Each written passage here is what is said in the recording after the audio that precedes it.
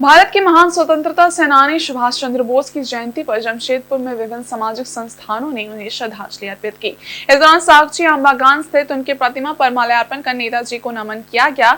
इसमें शहर के नागरिकों ने बड़ी संख्या में भाग लिया और नेताजी के आदर्शों को अपनाने का संकल्प लिया।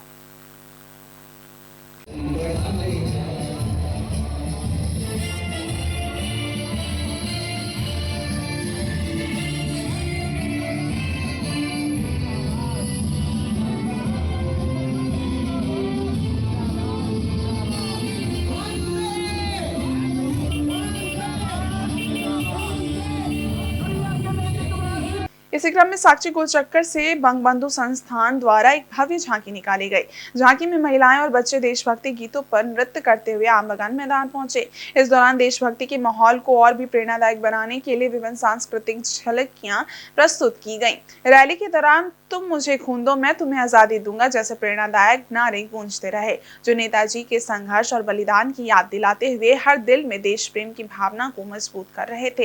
रैली का मुख्य उद्देश्य नेताजी के संघर्ष और बलिदान को नई पीढ़ी तक पहुंचाना था, ताकि युवा उनकी प्रेरणा से राष्ट्र की सेवा में आगे बढ़ सकें।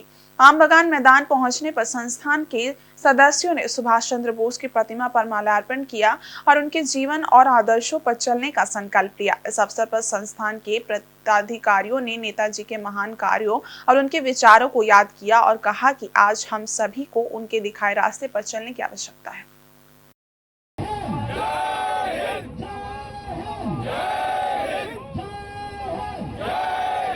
आज नेताजी का 128वां जन्मदिन है।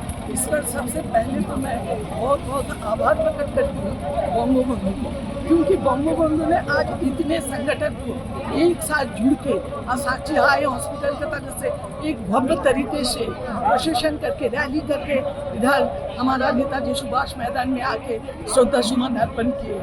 और इनमें जितने संगठन के प्रतिनिधियाँ हैं सबको मैं बहुत बहुत हार्दिक शुभकामनाएं और धन्यवाद ज्ञापन करती हूँ। और एक बात कहना चाहती हूँ, नेताजी सिर्फ बंगाली का नहीं, नेताजी पूरा देश का। 1943 में जब देश स्वाधीन करके पहला बार ब्रिटिश का शासन से नेताजी पोर्ट ब्लेयर में झंडा उत्तोलन किए थे, तभी हमारा देश शासन स्वाधीन हुआ था।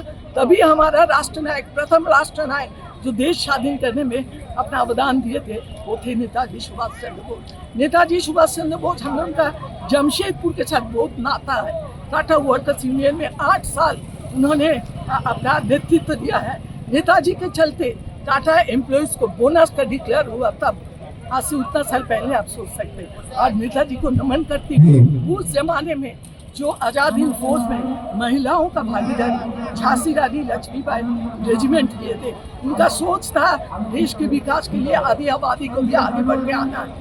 तो नेताजी का इस सोच को मैं नमन करती हूँ, उनको श्रद्धा करती हूँ। लेकिन ये जो आंबागान मैदान में जो स्टैचू लगा, इसका बहुत ही बदहाल है। इसको जेएनएससी के मैं अनुरोध करती हूँ, इस आप लोग इतने पार्क बना रहे हैं सब जगह, इसको भी एक सौंदर्यीकरण करके ऐसा ये कीजिए कि नेताजी को सब याद रखें। और नेताजी का नाम से जमशेदपुर में एक कोई रोड का नाम नेताजी सुभाष चंद्र, इतना ही नहीं।